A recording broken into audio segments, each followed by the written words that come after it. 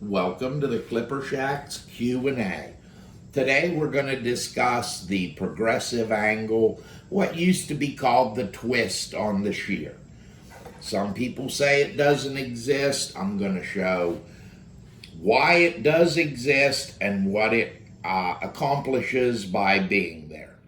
If we take a very long shear with the progressive angle in it, what we have is the spine of this shear stays roughly the same thickness from back here all the way to the front.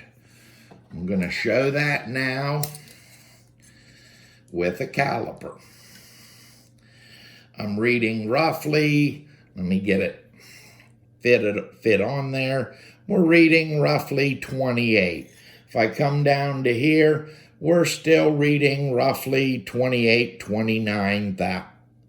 And as we move clear even down to here, we've only come down another 5 thousandths as we're moving from all the way at the back to all the way at the front.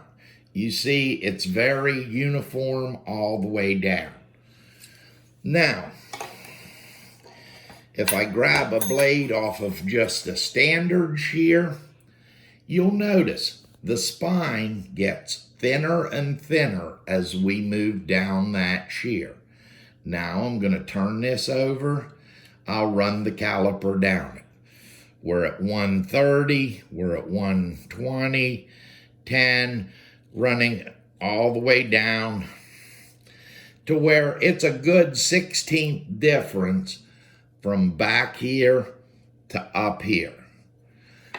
Now, this is a shorter shear. It does taper right at the tip, but the rest of this stays the same thickness all the way down to here. You can do this by eye. I just used the caliper to actually show you what we were looking at. As we come in here, we're at about 1.5 back at the beginning.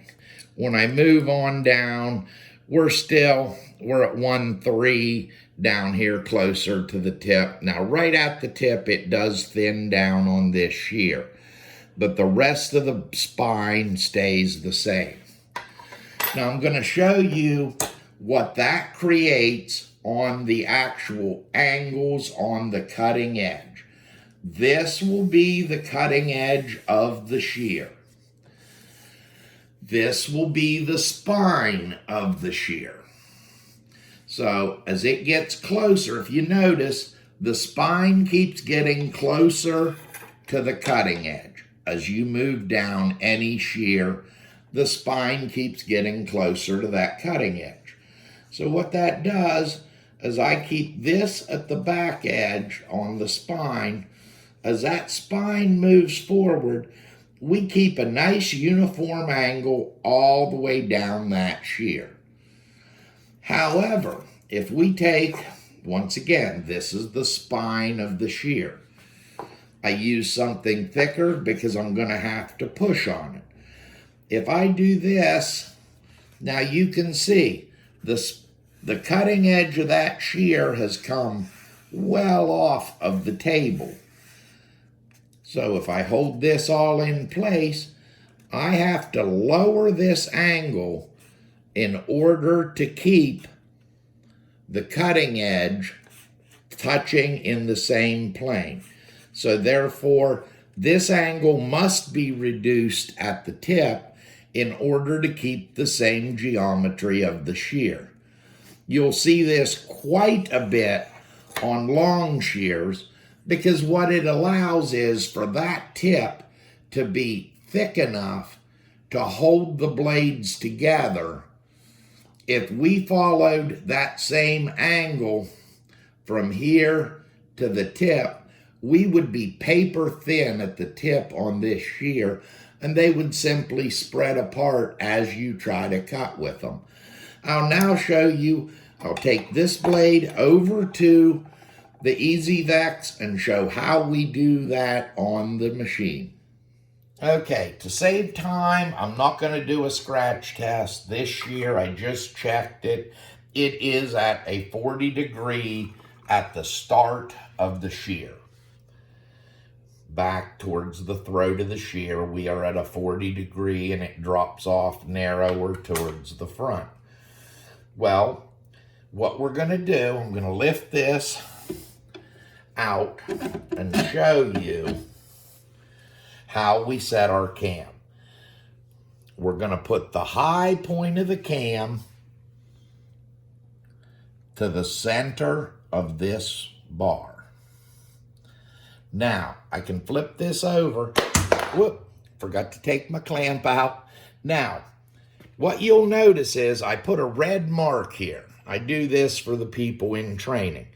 That way, if they line up the two red marks, the hole in the cam is lined with the thumb screw. So we tighten down the thumb screw. Now, when I move this, you will notice it rides up and down the cam. Up the cam to the high point, down the cam to the low point. Now, instead of setting my 40, I'm going to subtract 10 from that. So I will set this at 30 degrees. There, I'm set at the 30 degrees. I got to pick up my clamp that I dropped. This clamp, of course, is set at 0 like it would be normally for a convex shear. Now, when I set my clamp in, when I come in here, I have ridden up the cam and I am at 40 degrees. As I pull the shear out, I'm dropping down the cam. So here and it drops about 2.5 degrees per inch of shear is what we have designed into that. Now I can put my shear in and I can come in. As I push the shear in, I raise up. As I pull the shear out, I'm dropping down, which is lowering the angle. Now I'll go ahead. I'm going to come in and I'm going to come out. And now I can feel for my burr.